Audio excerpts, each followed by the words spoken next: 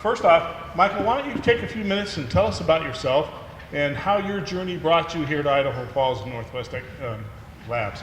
Sure. So, good afternoon, everybody. I'm delighted to be here. Appreciate the invite and very excited to get involved in the Chamber of Commerce and with the community in general. So, hopefully people can tell a little bit from my accent. I'm from a different country. And it's not England, it's Ireland, so that's an important distinction. I was born and raised in Ireland. Started off with Procter & Gamble in Ireland, making skincare and cosmetics for brands like Olay and CoverGirl, Max Factor, and moved to the US about 14 years ago with Procter & Gamble and worked in several different locations around the country with P&G, including in headquarters. And my last couple of jobs, I ran a couple of plants, one in Boston and most recently in Iowa City, Iowa. I ran a $2 billion facility there and a distribution center along with that. Towards the back end of that assignment, I got a phone call from a recruiter looking to see if I'd be interested in coming out to work in the cosmetics company again and to work in Idaho Falls. And if I'm perfectly honest about it, you get these calls relatively frequently, and it's, do you take them seriously or not? The company seemed intriguing, the role seemed intriguing. The fact that I'd never been to Idaho before, I've been to 45 other states in the US in my years that I've been here, but here was a chance to come out here and have a look and see. And when I came out, I like to do a bit of photography. I looked at photographic opportunities in the area, and there's lots of them, right? A lot of beautiful country around here. So I came out, took some photographs, and did the interview. I wasn't taking it overly seriously, but when I saw the facility and I met some of the people in Northwest Cosmetics Lab, I was blown away. Super helpful, super engaged. People that really kind of wanted to work with you, wanted to learn. And so one thing led to the other, and we moved out here with my family who were here in the audience. We moved out here about 7 months ago. Perfect. Well, on behalf of the Greater Idaho Falls Chamber of Commerce and the 400 people that are working for you, we're glad you're here. We're glad your journey brought you here. Did they all say that to you?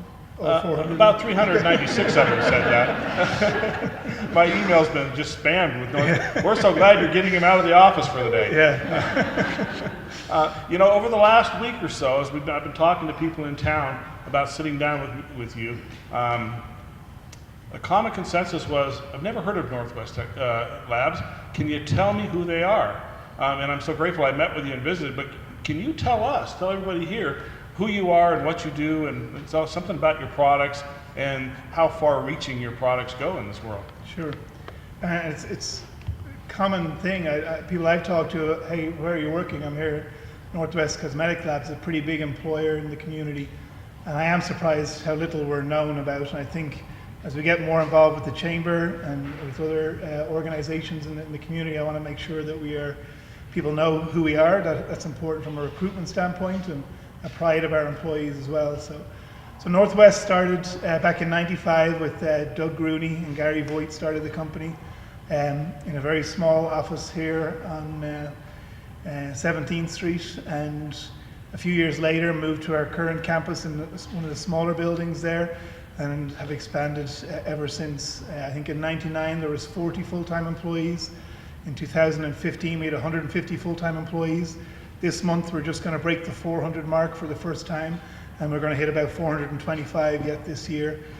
Full-time we also have about 250, it gets up to 250 when we hit our seasonal highs of supplemental employees that we get support from BBSI and other agencies in town to kind of help us out with. So relatively big employer. The company has grown in size, in revenue, by a factor of 10 over the past 8 or 9 years. So it's seen massive and fast growth over those years. We serve customers. We produce for brands that many people will know. You'll see some of them here on the table at the back. Many women will know, probably more likely than the men, but more likely than me when I moved out here. But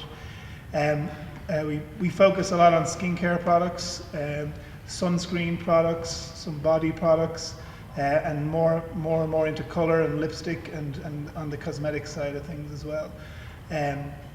And our products are primarily created and invented here in Idaho Falls in our lab. We have a very extensive research lab. We had one chemist formulator about 10, 12 years ago, and now we have 8 of them and 21 people in our lab altogether. So over 70% of what we produce here in Idaho, we have invented ourselves. And a lot of that product has won international awards, Allure Beauty Awards, etc., for our customers, right? They brand and market the products, but great creativity here, and then we manufacture. We manufacture thousands of products. Last year we launched 2,000 new products for over 100 different customers, primarily based around the US, but a lot of them shipping to products to countries around the world. So we'll produce products for Taiwan, Japan, all over Asia, all over Europe, Australia as well. That's awesome. With growth numbers like that, what is it about your company that sets you apart from the rest of the field and has allowed you to grow so fast? There's a couple of things. I think the customers that we work with really love. We just met with one this afternoon before I came over here, but they love working with our folks, our people in Idaho Falls. I think our people are our greatest assets. They really kind of welcome people with open arms. I felt that personally. Our customers see that. Very transparent, very honest, straight talking people, and that's what customers want. They want this transparency and integrity. So I think that reputation is built over the years. We've got a very strong reputation for quality. We spend a lot of money inspecting our product, double checking our product, investing in technology to automated camera systems to make sure we're putting the right label on the right bottle. So we've made smart investments over the years in that. People come for the creativity, the innovation that our people have come up with over the years, and that's what keeps people coming back. We probably aren't the cheapest of our competitors out there in the industry, but because of the service that we provide, we sell to pretty high-end, prestigious companies, and they really want to get good quality products kind of right the first time. Cool. Well, we all know that Idaho workers are the best workers. Tell us about how you inspire, because when we visited with you earlier this week, you talked about how you like to inspire greatness in your employees. Share with us some of your practices that have been successful for you so that our business people out here in the audience can learn from your experiences and maybe improve some best practices in their business. Sure. So yeah, I feel blessed to come into an organization that had such great ownership to start with. I think there's always opportunities in every culture and every organization to continue to grow that culture and to drive improvement. I found a little bit when I came here, we're a little bit top heavy or hierarchical in our approach. So we had special parking spaces, for example, for senior leadership. A few weeks into being here, we eliminated that and said, hey, we're all equal. We're going to work together.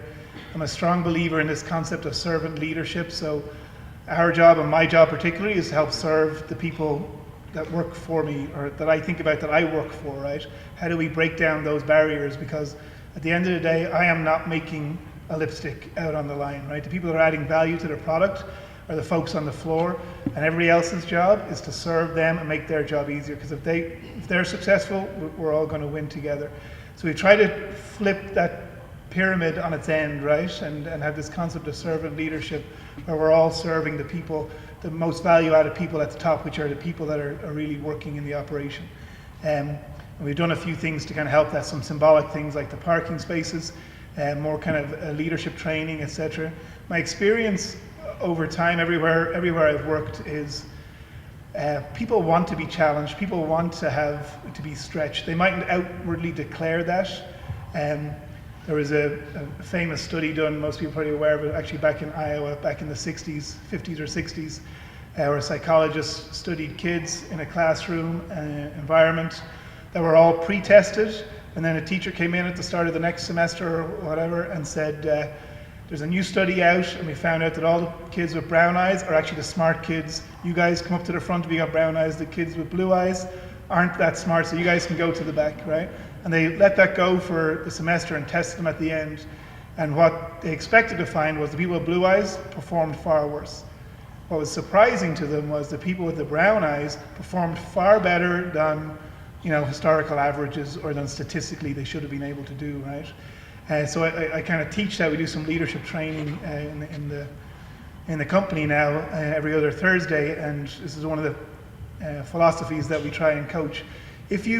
How we behave as leaders and the expectations we set of our people recognize that, right? That comes down to how much you are micromanaging somebody, how much you are really trusting them, truly trusting them to do the job well, right? Giving them jobs that even they might tell you, I don't know if I can do this. And if you can inspire the confidence in that person to say, hey, I trust you, you can do it, give it a go, I'm here to support you and back you up.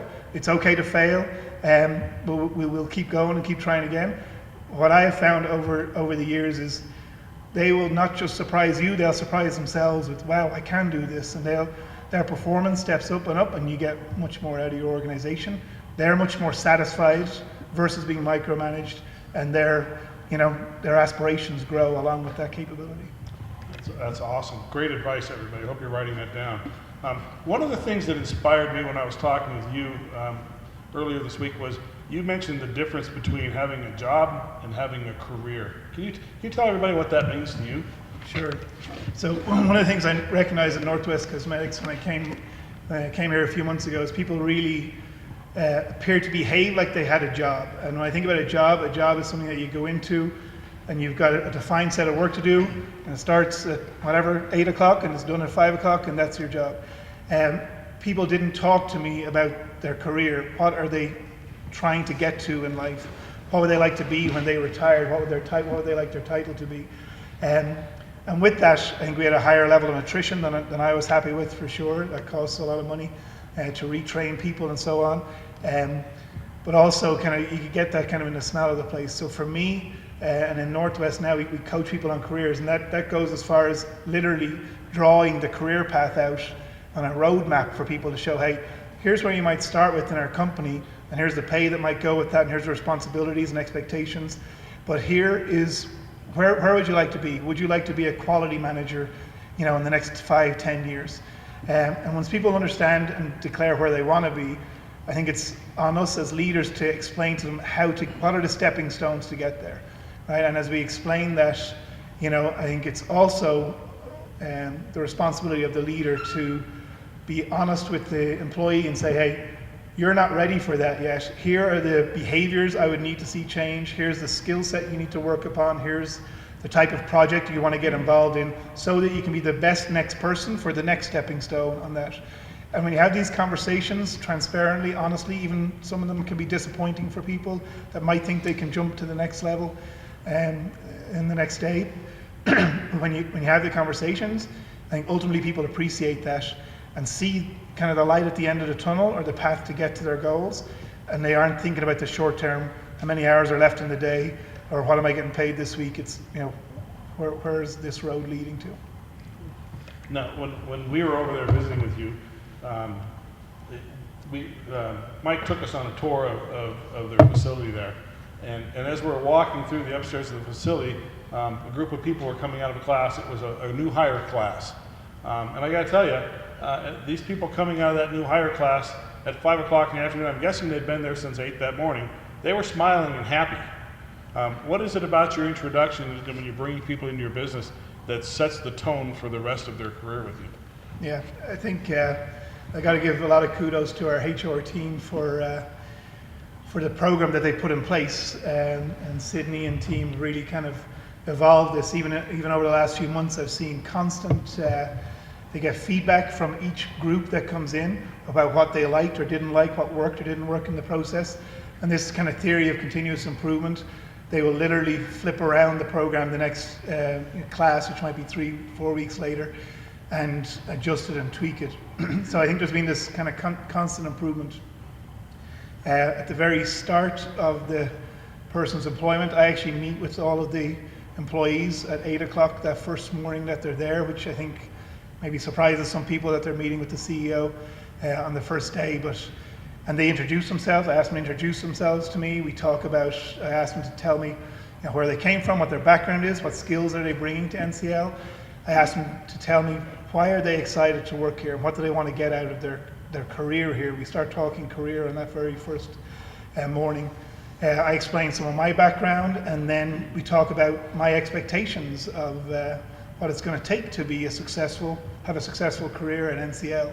I kind of lay it out there on the first day. We talk about integrity expectations, our culture of inclusion, our culture of diversity and respect for all, and then we focus a lot of conversation around safety expectations, just so everybody understands nothing we ever do in our work is worth getting hurt for, and so on. We talk about the vision of the company, the direction we're going in, and make sure they understand their part in that and how they're going to not just be, a worker on a packing line, but hey, here's what I need you to do so that you can contribute to where we're going as a company and the growth vector that we're trying to move towards. So we try and really involve 100% of the employees from day one in this success story and be part of this team and be part of a much bigger thing than what they're expected to do that first week in the job. That's awesome. In our conversations, it becomes very clear that part of your job as CEO is the job of being a mentor to your people. Who was your mentor, and what did you learn from them? I've been very lucky to have several very helpful coaches and mentors over the years. I think my first coach in Ireland was a Canadian guy. Alan Gropp was his name, and he just, there's nuggets of conversations I have with him that still replay in my mind on a very regular basis about how to treat people, how to drive results, just different things like that just stuck with me. I think a person's first boss in their certainly kind of post-schooling has a huge impact on kind of the velocity that they get out the gate with. So that was hugely helpful to me. I've done some leadership training. I've been in part of leadership training courses, and some coaches that I've had there I've kept in touch with and ran ideas by. We've had to do some tough things in factories over the years, and I've kind of leveraged their advice, and they're more neutral and not directly involved in my career, so I can speak very openly about that. And I think I've had some good coaches now. Gary Voigt is one of the owners, the original owner of the company, and still involved, and I have lunch with him most weeks, and we talk about what's going on in the company and look for kind of advice, what he's seen over his years, what works well or doesn't work well. And I think you always just have to be open to listening and learning and learning as you go along. Good. On a personal note here, one of the things that you mentioned to me earlier this week was how important your membership in the Chamber of Commerce is. Well, explain to me why being a member of the Chamber is so important to a business, specifically your business. Yeah, so the business I've been involved in up to now, I've always been somewhat engaged with the Chamber of Commerce. We actually haven't in Northwest been a member up to this year. We just joined formally. So the advantages I foresee and are already starting to see, there's several. I think just the professional connections or relationships that you make and understanding what else is going on in the community, talking to other business owners or leaders in the community and understanding the challenges they might be having on, hiring or employment or attracting people to the area. I think having that kind of peer review is very valuable. I know the Chamber does a lot of work influencing some of the laws and tax structures in the community, which obviously has a financial implication on our viability here in the community, so I want to participate in that. I've heard of, and Alyssa shared with us some of the programs that the Chamber leads to get some of the younger leaders involved and developed and doing some of the things maybe more senior leaders have a natural opportunity to do, and I think that's super exciting outlet for our leaders and our company. We're very excited to kind of embark on that journey with the Chamber. That's awesome. One of the big buzzwords in the legislature this year and everywhere in town is workforce development.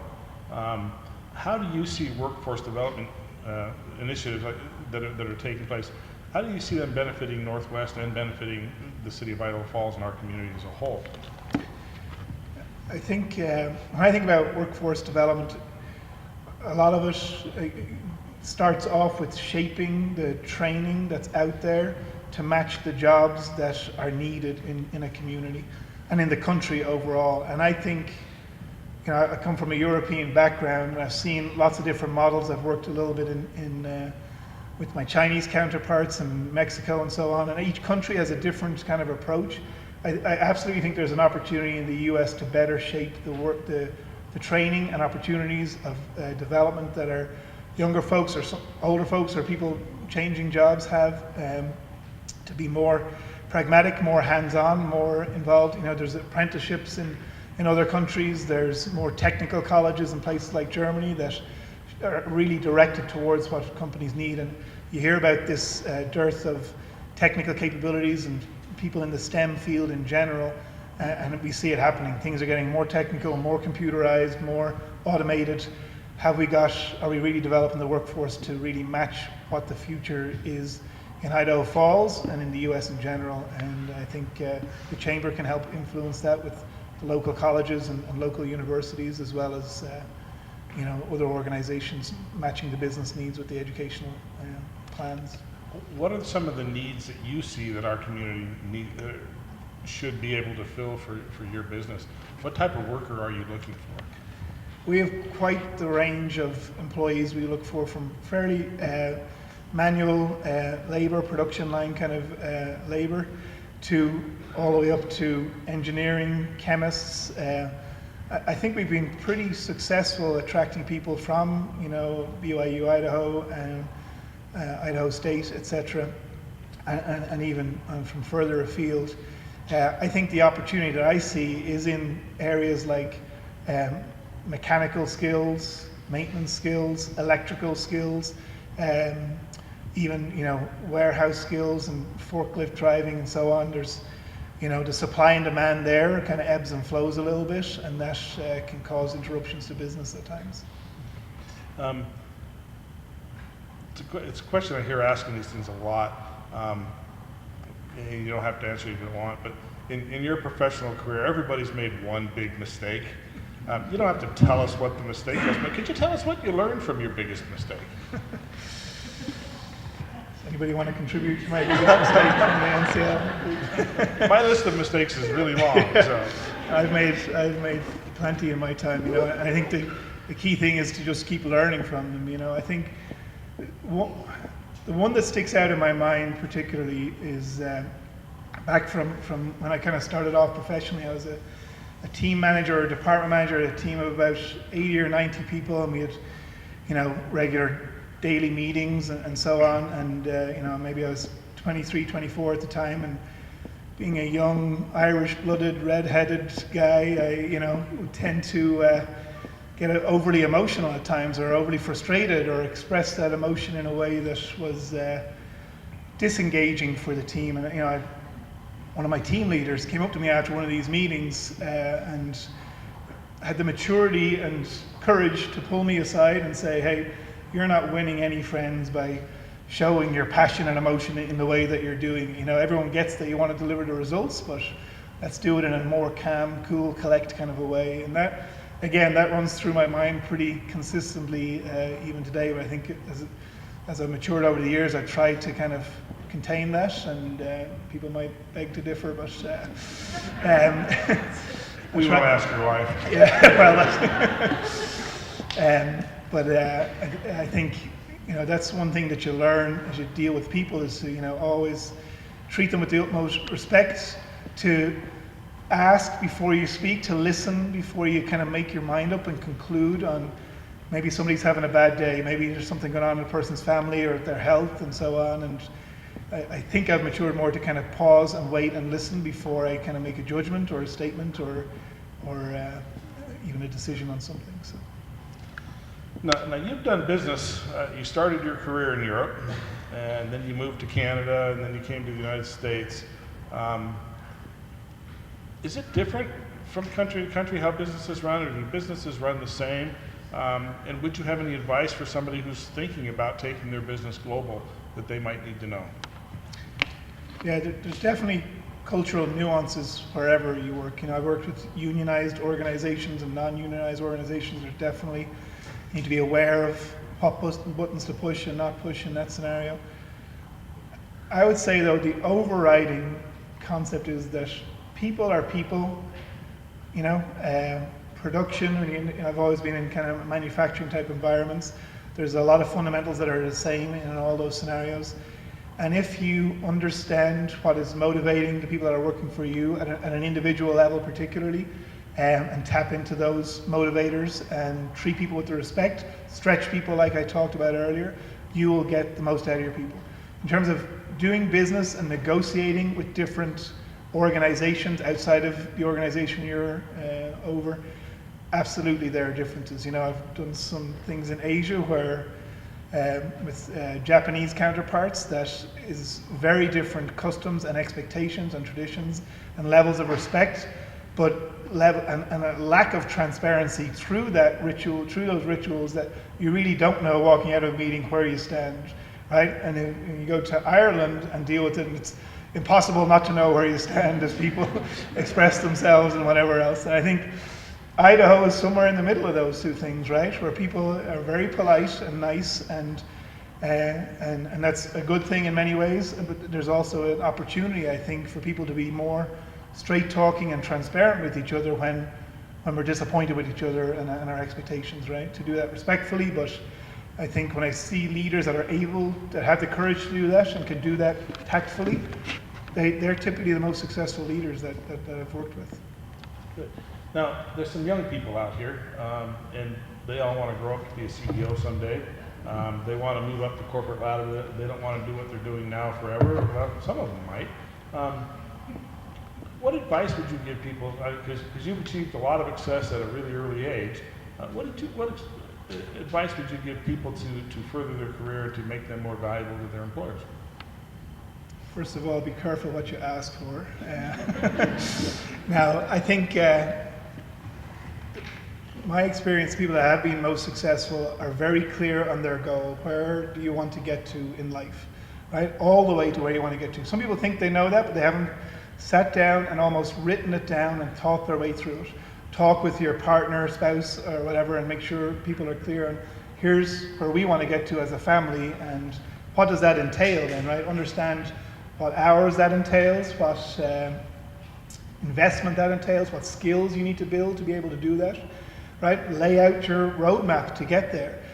Don't just kind of sit there and hope and expect that that's just going to happen because you're a good hard worker, So I think without that goalpost to move towards, and if that's going to keep moving around, I think people get more frustrated in that world than ones that say, hey, here's where I really want to get to, here's the sacrifices I've got to make or investments I've got to make, and I'm going to go about making that. The second thing I'd say is, with those stepping stones to get to your goal, what level of risk are you really comfortable with, And the level of risk people are comfortable with at a young age will probably change over time. Are you willing to job hop early on and try and find your feet on the right thing? But you got a family and a few kids, and are you going to have the same risk profile that you're willing to kind of take on? So understanding that as you map out the world, map out your progress, I think is very important. In general, I would say, and I don't know if this is in Iowa or in Idaho, a Midwestern or Western kind of a thing, but I think people should be willing to take more risks, right? If you're confident and competent in your job, and you're willing to kind of put yourself out there and take on more responsibility than you're perfectly comfortable with, the people that take those risks. I came out here and I was absolutely taking a risk and walking away from an 18-year career with a very big company and everything was looking nice and rosy. It's like, here's a big leap into the unknown. I came here as a COO, and a few months later I get to be the CEO, and that's not to say that that'll happen with everybody, but it's one of those things where, hey, if you put yourself out there, more times than not, good things are going to happen. So I encourage a bit more risk taking. Okay. As you look back at your employment history, and not necessarily just employment, even personally, you've achieved a lot of success. If you had to start over again, is there something that you would do differently?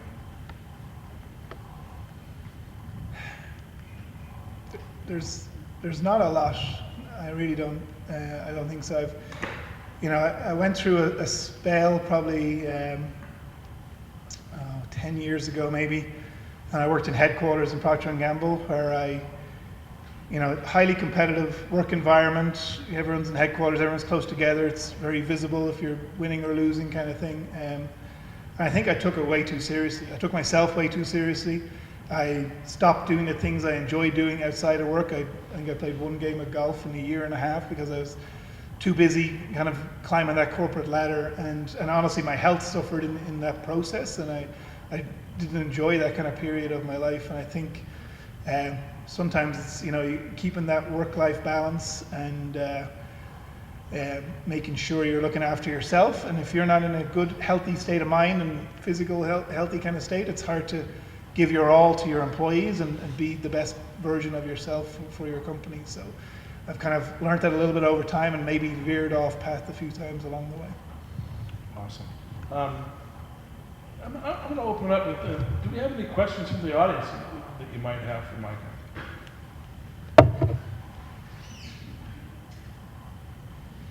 I'll take that as a no. Then I'm going to keep asking a couple more questions. I don't know how we're doing on time. I don't have my watch on. One of the things that I'm curious about is, where do you see Northwest Cosmetic Labs 10 years from now? You just continue to see growth? Are you going to continue to expand here in Idaho Falls? What do you see as the future for your lab? I absolutely see tons of opportunity for growth.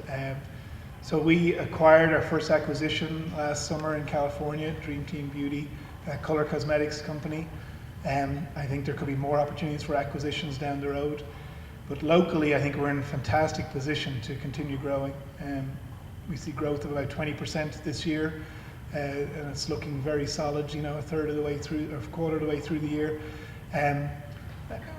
In the industry that we're in, the beauty care industry is a pretty interesting industry. It's, and cosmetics particularly is renowned for being probably the most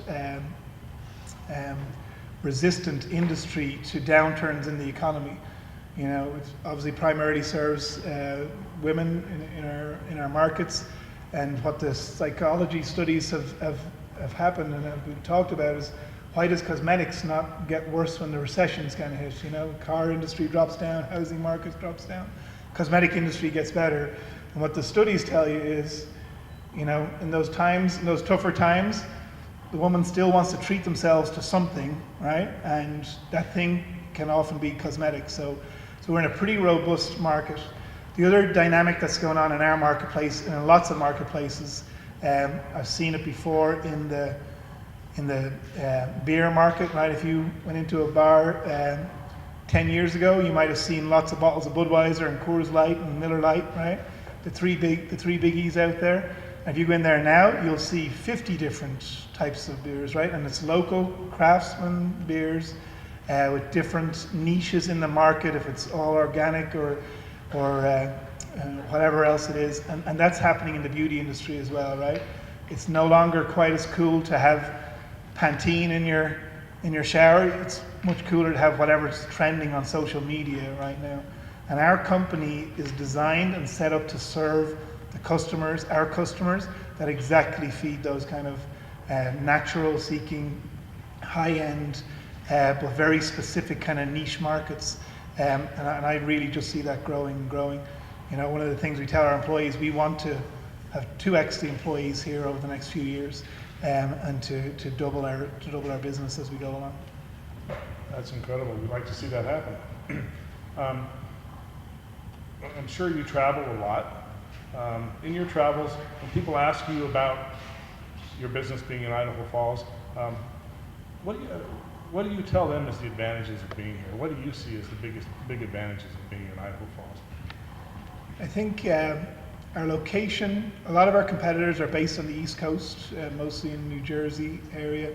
So being on the West Coast and being as large a manufacturer as we are, with the reputation we have, there's a lot of creativity and invention happening on the West Coast, in California, in Seattle, in Utah, with different multi-level marketing companies, etc.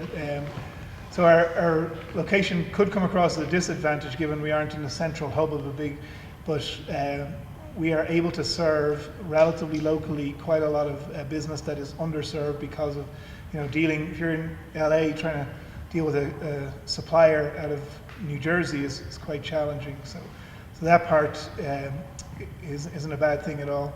I think the cost of living here as well is an advantage, right? Even as we attract employees to move here from California, from different areas, you know, the fact that we have this cost of living to offer. And as people learn about Idaho and Idaho Falls and where we're close to, you know, you see people's eyes opening up about, wow, this mightn't be so bad. It might not be in the middle of nowhere. I do think we have an opportunity as a city and as a state to market that a lot better across the country, you know, as we want to continue to attract talent and retain talent in Idaho. You know, I personally did not know a whole lot about it before I started researching as I came out here. I've since watched the Idaho movie, and it blew me away. It's in terms of the amount of beautiful things in this, you know, as a kind of amateur photographer and an outdoor kind of like to do stuff with the family, skiing, hiking, that kind of stuff. It's phenomenal. We're in a center of so much beauty and national landmarks. But I just don't know if people out there really understand that, and how can we kind of better leverage and market what we have here. Yeah, we really do have an incredible lifestyle here, and we have some of the most beautiful country in the world. It amazes me as people come through our visitor center how many of them come through on vacation and then say, I want to move here. And that obviously happened to you when you came out and interviewed. You kind of fell in love with Idaho. Right. That's awesome. What other business opportunities do you see that you think could benefit the Idaho Falls economy? How can you see our economy growing? You know, what do you think we should be looking at? I mean, I can't speak obviously from a ton of experience. I haven't been here that long, and I haven't been overly engaged with the chamber up to now. So I think what I would like to see is how much some of the past areas I've worked with the chamber really helped companies within the same community invest in each other, right? That's bringing in a local video making company to create a marketing video for our company. Do we even know who's here in the area? If it's, you know, the partnership we have with BBSI or some of the medical facilities here for our healthcare and so on. I think there's opportunity to create kind of inbred motion of capital and money and business amongst ourselves. And perhaps that's happening really well, and I just I'm aware of it, so I don't want to say that in a critical way.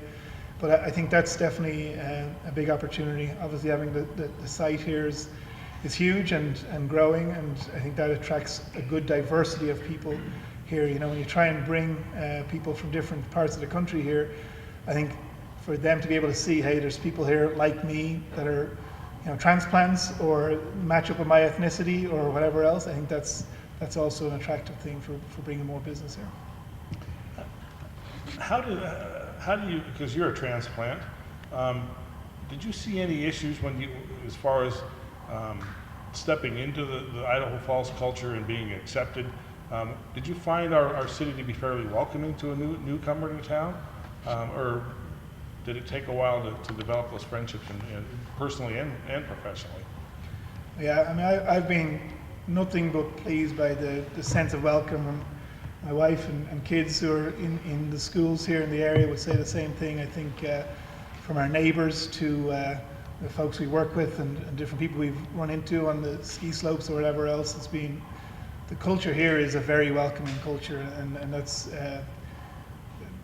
much to be appreciated. You know, I think if you fly into Idaho Falls and drive around on your own, you know, you might not get this, you don't necessarily get that sense, right? If you drive to the different areas, or, you know, I think there's work to be done on how we beautify this city. And I think in this area like Snake River Landing is moving absolutely in the right direction. I think the more of that we do, I think people will come in here and feel like we're in a kind of a world-class small city, and I think that'll increase that visual welcome if they haven't had the experience of the personal welcome yet. That's incredible. We're about ready to wind up our time here. Is there anything that you would like to tell us about your operations or about your journey to get to where you are? If there's any one or two kernels of information that you think that we should know, what would they be? I mean, yeah, I've got to, you know, you get an Irish guy speaking, that's a very dangerous question. You know, it's hard to keep to shut us up after that. But I think knowing about Northwest Cosmetic Lab for me is a super important thing for us in the community, like I said at the start. So I think that's, we have such talented people that, and the work ethic and ownership that they have. I worked with P&G, and P&G had a profit sharing program, and they give shares to their every employee in the US at least. And I was sure that the ownership that I saw from our employees was because they're owners here. And every company doesn't have that exact same structure, but what I've seen here in Idaho, we did a little survey of kind of what's most important to you. Is it your personal career or your personal success, your team success, or the company's success? The resounding answer was, we want this company to be successful, right? And you feel that when you walk around the place, you talk to folks on the floor, and they want the success, they want to see the success, they want to see the numbers, they want to feel part of that team. And I just think we have this nugget of a company and a group of individuals here in this community that is really, it's a fantastic thing to walk into. I feel totally lucky. You don't know when you walk in somewhere, are people going to take you seriously? Are they going to, who do you think you are, kind of thing, coming out of a big company? But it's been so welcoming and willing to learn and apply some of the changes that we've suggested since we've been there. And it's just been a great experience. I wouldn't change a thing about it. Perfect. Well, we're glad to have you in our community. I think everybody here has gotten a feel for who you are. I know personally I'm excited to see where you're going to take Northwest Cosmetic Labs. Sounds like you've got a bright future, and most importantly, I love what you do for your employees. I love the culture, the family that you're building there, and setting an example for all the other businesses in town. I'm going to throw it out one more time. Anybody have a question that they'd like to ask Michael? Sir. Yeah, CEOs obviously have to have some vision as to where they want to go. Could you give us maybe a few examples or some ideas of the way that you share that vision with your employees that helps them to get on board and want to go in the same direction you do? Yeah, I could talk about that for about one more hour.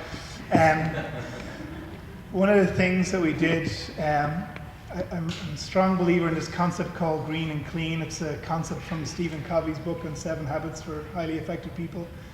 And it talks about, I've talked to lots of managers that are disappointed in their people, right? Oh, they're not performing. My first question is, show me what document you shared with them to get crystal clear on what goal they have to deliver.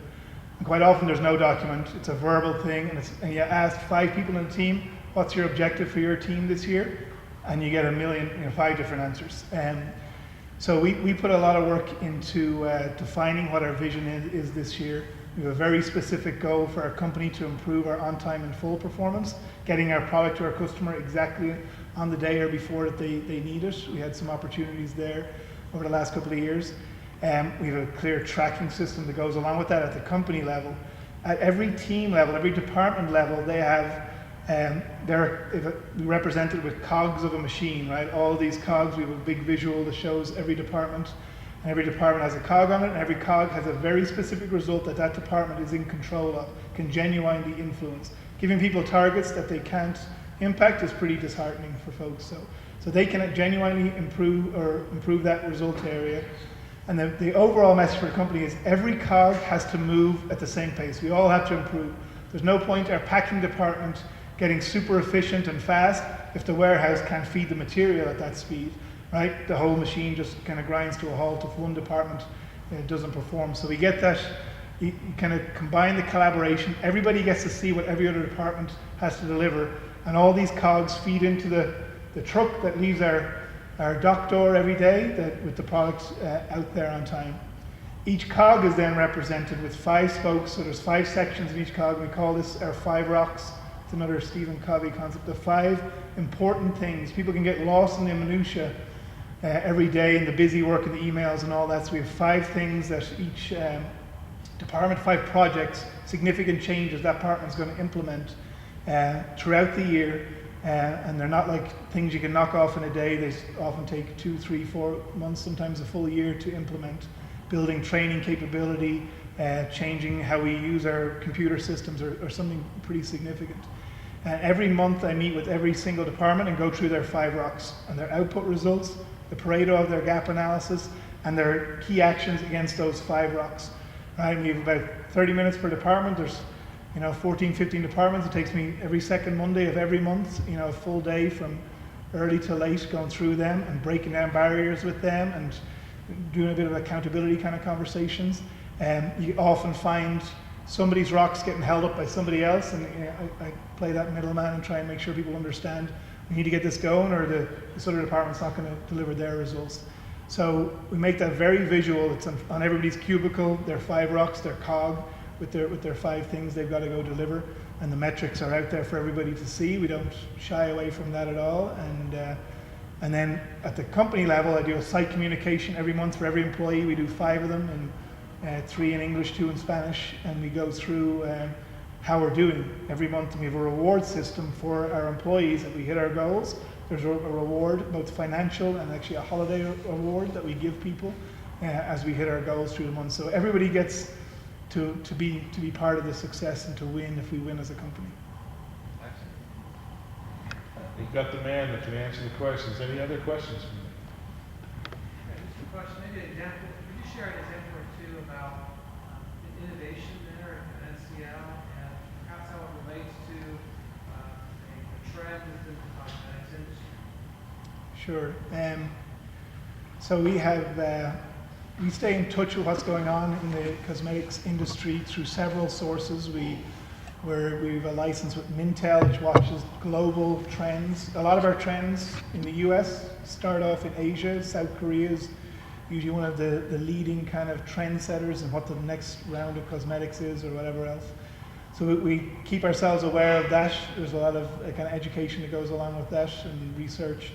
Our customers genuinely keep us on trend with what they're asking for. So they will come to us and tell us, we want a new version of this type of foundation, and here's the features we want it to have.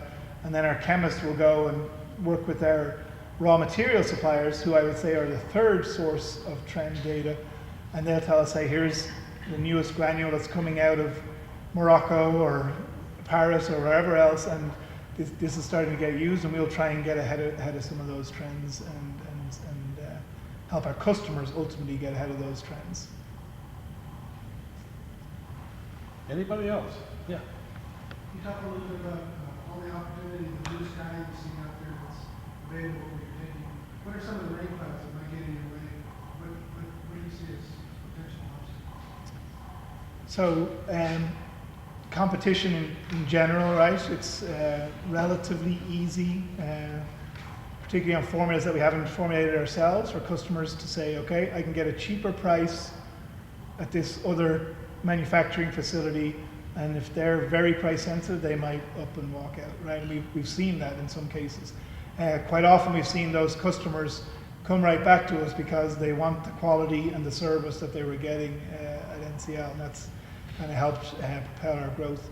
At a very macro level, you could say, and I've seen some noise in the system of, will women continue to use cosmetics? Is it becoming unfashionable to be more natural and stop doing that? I'm not overly worried about that. I think at the end of the day,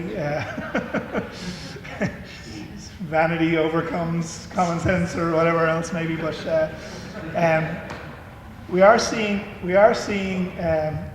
a trend with millennials where millennials will not spend as much time as prior generations getting ready in the morning, right?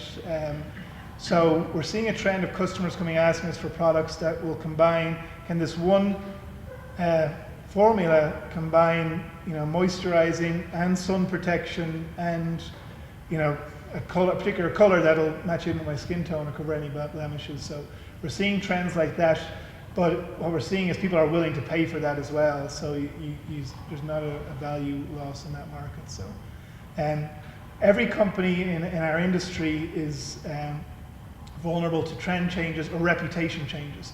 If we had a disastrous quality situation, you know what I mean, and that gets out there, that can be pretty detrimental to a company. We just had the FDA a month ago in our facility where we produce regulated products, drug products. Sunscreen is considered a drug. And that was our second FDA audit in 5 years, and the second time we didn't get a 483, a formal notification of an outage, which is a pretty phenomenal. 70% of FDA audits result in at least one 483. So to have a company in our industry to get that, that's a great selling point for our company. But if you had a bad one of them or some other incident that got all the way to the consumer, that can, you know, we always have to guard against that. Anybody else? Oh, go ahead. You know, setting up goals is very important. How do you plan to set up goals for yourself, for your business, for your own career? What are some of the things that you always keep in mind that you take? For a personal level, as a CEO, my business goals are the company's goals, right? We have to deliver them, and at the end of the day, the buck stops with me.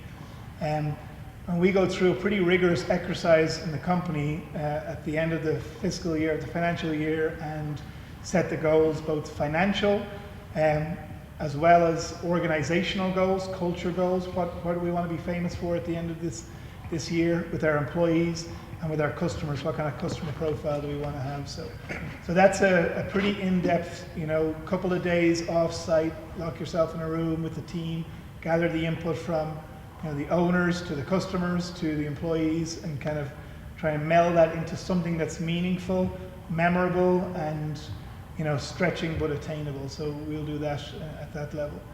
On a personal level, my goal was to become a CEO of a company, and that happened about 2 months ago, so I haven't reset that one yet. I'll tell you genuinely, honestly, you know, we've moved a lot with Procter & Gamble. My children who are there in the audience were 6 and 8 when we moved here, and this is their 5th house that they've moved to. So I really, you know, one of the promises I made to my wife is, if this works out and we can be successful here, I'd love to stay in Idaho Falls through the rest of my career. So that's a personal goal, and I think this company has enough blue sky to keep me plenty challenged and entertained, if you will, to keep going there. So that is my goal, is to help this company be successful enough, and I obviously have to be successful enough so that I can stay here all the way through retirement. Well, I think I can speak for the entire city. We're glad you're here, and we hope that you stay here. I did neglect to mention one thing. This is the first, we're starting this series of CEO speakers up again. We're going to be running them on a quarterly basis. And I did forget to neglect that we have a very important sponsor of our CEO series this year, and it happens to be Northwest Cosmetic Labs. So in addition to being our first speaker, they are going to be sponsoring the series of speakers throughout this year. I can't speak for you guys, but I'm grateful that I was here today. I feel like I've learned a lot today. I feel like I'm going to be a better leader after being here today. And I hope that as you guys go home today, you'll watch your emails and you'll watch your Facebook, and you'll plan on coming to our next CEO speaker as well, so that we can double the size of the room and really make this something that we can impact a lot of lives. We have some incredibly talented leadership in this city running businesses, and I think it's important that we get their knowledge out to the businessmen in our community so that we can make this community grow in a manner that it will attract even more of these quality people, so that our lives will continue to grow as well. Thank you all for being here. Michael, especially, I want to thank you. I hope you guys were excited about hearing from him as I was. I could just about invite you back for the next CEO speaker series again, because being the good Irishman you are, I know you've got a lot more to say. But I'm confident we will be seeing you around. So thank you very much for being here. Thank you.